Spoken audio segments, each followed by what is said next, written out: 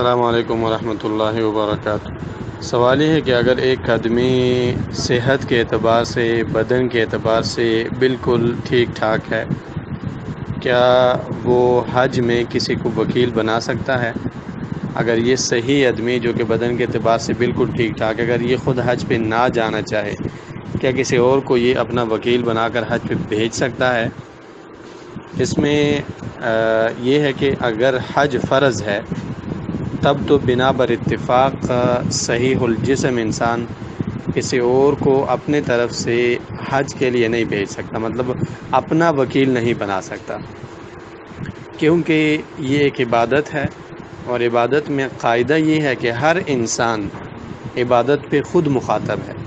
اب اللہ تعالیٰ نے کہا ہے کہ نماز پڑھیں، ہر انسان کو کہا ہے کہ آپ نماز پڑھیں، تو ہر انسان مخاطب ہے۔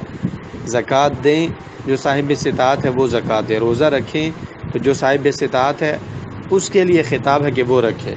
کسی اور کو جب تک یہ خود ادا کر سکتا ہے اور اس میں طاقت ہے، کسی اور کا سہارا یہ نہیں لے سکتا۔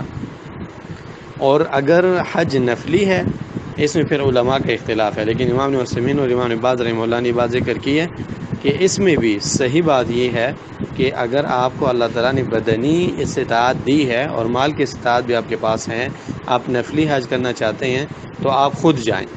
اور پھر انہوں نے یہ بات ذکر کی ہے کہ اگر ایک انسان چاہتا ہے کہ اس سے 2 حجوں کا ثواب ملے، تو اس سے کسی اور کو حج کے لیے بھیجنا چاہیے۔